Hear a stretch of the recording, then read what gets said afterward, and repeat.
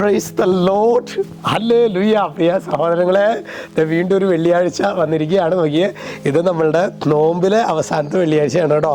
അതുകൊണ്ട് തന്നെ നല്ല ഉണർവോടുകൂടി ഇന്ന് ഫാസ്റ്റിംഗ് ഒക്കെ എടുത്ത് നമുക്ക് പ്രാർത്ഥിക്കാം. ഇന്ന് നമ്മൾ ധ്യാനിക്കുന്നത്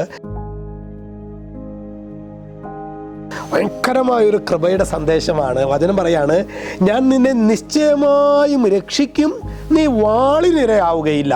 രണ്ട് കാര്യങ്ങൾ, നിന്നെ നിശ്ചയമായിട്ട് ഞാൻ നിന്നെ രക്ഷിക്കും, നീ വാളിനിരയാവുകയില്ല. എന്നിട്ട് അതിൻ്റെ അവസാനം പറയാണ്, എന്തെന്നാൽ നീ എന്നിൽ ആശ്രയിച്ചു. കർത്താവ് അരുൾ ചെയ്യുന്നു, നീ എന്നിൽ ആശ്രയിച്ചതുകൊണ്ട് നിശ്ചയമായും നീ വാളിനിരയാവുകയില്ല എന്ന് പറഞ്ഞാൽ ലോകത്തിന് നിന്നെ എതിർത്ത് നിൽക്കാൻ പറ്റില്ല. പ്രിയ സഹോദരങ്ങളെ, ചിലപ്പോഴൊക്കെ നമ്മുടെ ജീവിതത്തിൽ ഇങ്ങനെ അടിക്കടി ഈ തിരമാല കണക്കെ ഇങ്ങനെ പ്രതികൂലങ്ങളും പ്രശ്നങ്ങളായിട്ട് വരുമ്പോൾ നമുക്ക് യേശുവിൽ നിന്ന് ദൃഷ്ടി തിരിക്കാനായിട്ടൊരു പ്രലോഭനം വരും. നമ്മൾ പത്രോസ്ലിഹയുടെ ജീവിതത്തിൽ കാണുന്നില്ലേ? പത്രോസ്ലിഹ കടലിൽ ഈശോയെ കണ്ടപ്പോൾ പത്രോസ്ലിഹ ഇറങ്ങി.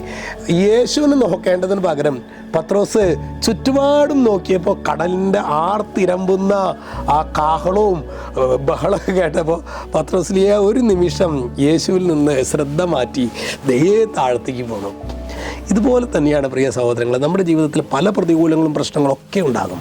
പക്ഷേ ദിവ്യകാരുണ്യത്തിൽ സത്യമായി നമ്മുടെ കൂടെ ആയിരിക്കുന്ന യേശു നമ്മുടെ ജീവിത നൗകയെ കരക്കടുപ്പിക്കുമെന്ന ഉത്തമ ബോധ്യത്തിൽ അതാണ് ഞാൻ നിന്നെ നിശ്ചയമായും രക്ഷിക്കും, നീ വാളിനിരയാവുകയില്ല. എന്തെന്നാൽ നീ എന്നിൽ ആശ്രയിച്ചു. കർത്താവിൽ ആശ്രയിക്കാനുള്ളൊരു നല്ല മനസ്സ് എനിക്കുണ്ടോ എന്ന് നമുക്ക് ആത്മശോധന ചെയ്യാം. ഈശോ നമ്മെല്ലാവരെയും ഈ ഒരു വെള്ളിയാഴ്ച വലിയൊരു കൃപയുടെ ദിനമായിട്ട് മാറട്ടെ എന്ന് പ്രാർത്ഥിക്കുന്നു. രക്ഷിതാവായ യേശുക്രിസ്തുവിൻ്റെ നാമത്തിൽ ആശീർവദിക്കുന്നു. ഇപ്പോഴും എപ്പോഴും എന്നേക്കും. ആമേൻ.